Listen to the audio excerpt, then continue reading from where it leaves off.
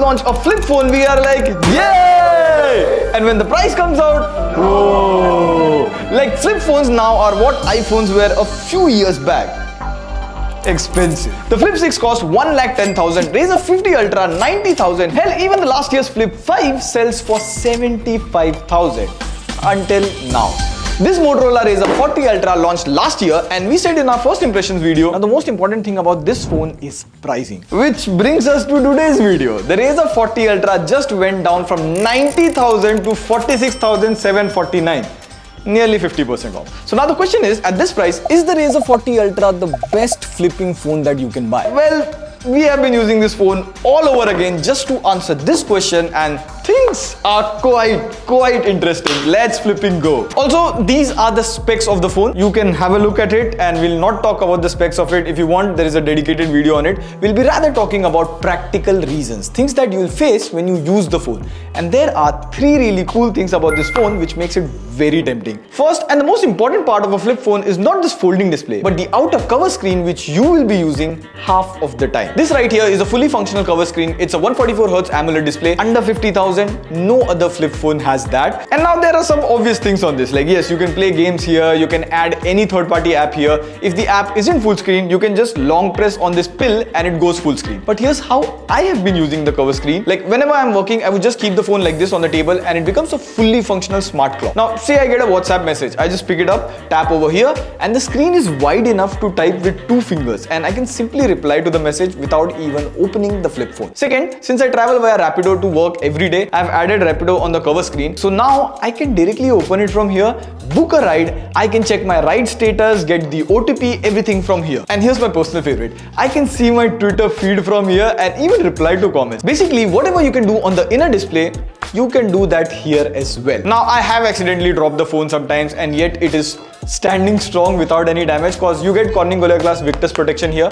Now, having said that, folding phones are a little delicate, so if you are that rough and tough user, handle with care. Also, not every app looks good on the cover screen. For example, if you play Reels, see there is quite a bit of crop. And even if you change the orientation like this, it gets better, but again, not that fun. Similarly, Google Maps navigation will have these camera elements come in between. So for those 10-20% tasks, you will have to open the flip. Now, I'll come to the inner display in just a moment, but first, let me tell you about the hinge. Since the actual display is being folded in half every time you open and close it, the question is, how is the hinge after 1 year? Well, I would say for most part, it is fine. Like flipping the phone open and close is sturdy. Now the hinge stays open at 90 degrees, which is just perfect if you're multitasking. You can even have YouTube open on the top and WhatsApp at the bottom. Also, I have the habit of opening the flip like this and even closing it like this. Looks very cool, but dangerous. And even after doing this for many times for the past year, the hinge is still fine. Like there is no rattling or creaking sound which comes from other flip phones.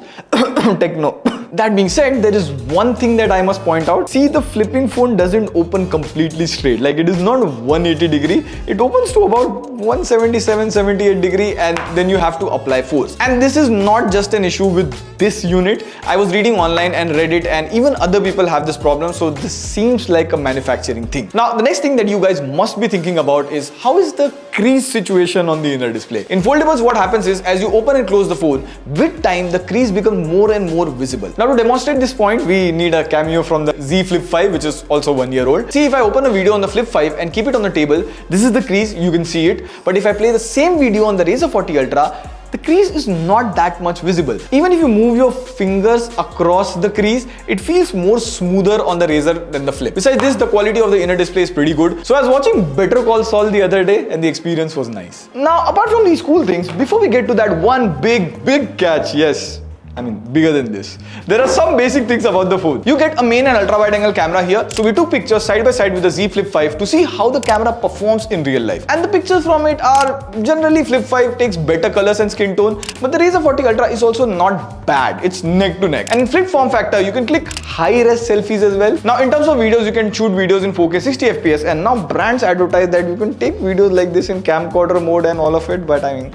yeah, it's fine. But we use the Flip for unique creative shots. Like we keep it in the freezer for these kind of shots, or you can tuck the phone in your collar shirt or your t-shirt to take some POV shots like this. Or the best of it, you can keep the phone in half folded way and turn on the cover display preview, so it comes in handy if you shoot videos for reels and snaps. Usually if you spend 45,000 in other phones, you get a better main camera, ultra wide angle camera, and in fact an extra telephoto camera as well. So with that perspective, camera, I would say for the price of 45,000 is not bad. Now, just like camera, another area which is not bad is performance. So the phone comes with Snapdragon 8 Plus Gen 1 processor, which is a 2-year-old flagship processor. Like Snapdragon 8 Plus Gen 1 is somewhere around the Snapdragon 7 Plus Gen 3 in 2024. But then again, it is still a flagship processor. It can handle day-to-day tasks like opening multiple apps while being on a video call or opening apps in split screen. It can do all of it without any issues. And I usually have this habit of playing BGMI when I come back from the office, and I play for 1 hour. So after half an hour, the cover display part starts feeling quite warm, and slowly it gets a bit uncomfortable to hold and play the game. And this problem is not just exclusive to the Razr 40 Ultra. This happens with all the compact and flipping phones, since they are slim and they have 2 displays, so they do heat. So from performance point of view, it does a good job for 45,000. But here's the big catch that we talked about. And the catch here is the software. Because if you see, the phone was launched with Android 13, and sad to say, it is still on Android 13, whereas the Flip 5 is on Android 14. However, if you see the security patch, it is still running on the latest May security patch, and we got security patches almost quarterly. Now, I was also reading an article from Forbes where it says the Motorola has confirmed the Android 14 update is on the way. Plus, it will bring AI features to the Razr 40 Ultra. But a flagship with still 1-year-old software is just sad. Now, Motorola has one trick which I feel people don't talk much about. Like most of the Motorola features like Moto Camera, Moto App, Family Space, Ready For are Android apps listed on the Play Store. So Motorola usually updates features from there. For example, until last year, Motorola had Ready For. And this year with Android 14, they rebranded Ready For to Smart Connect app. But this thing with Android 13 still has Smart Connect app because it got it updated via the Google Play Store. But then again, there is no excuse for not updating your flagship to latest Android version. I mean, a brand's update image is usually tested from their flagships. I can understand if budget phones like Moto G series or Edge series don't receive Android update. But this right here on last year's flagship Flip doesn't look good. And no, I'm not going to talk about how many years of update you get on this because there's no point about that. So what's the conclusion here? Is the Razr 40 Ultra the best flipping phone under 50,000? If you see, it does get almost all of the basics like display, performance, camera, etc. right. I believe for the price, it is better than other flip phones selling in the same price range like Flip 3 or Techno Flip and all of that. The only place it falls short is software, because how a brand treats its flagship is directly linked to how positive or negative we consumers see the smartphone brand. Let me help you understand with an example. Let's take an example of Apple. Love it or hate it, but Apple has a positive sentiment among normal consumers. Because we know if you buy an iPhone, it is gonna last me at least 5 years easily, and the brand provides software update and support which brings many of its latest software and features to their older phones as well. So in this case, this flagship launched last year by Motorola is still due to get the Android 14 update. So what kind of image the brand is setting for the consumers? Let that sink in. But under 50,000, I feel this is the best flipping phone you can get as of now. So let us know what are your thoughts on this one. On that note, this is signing off. See you in the next video.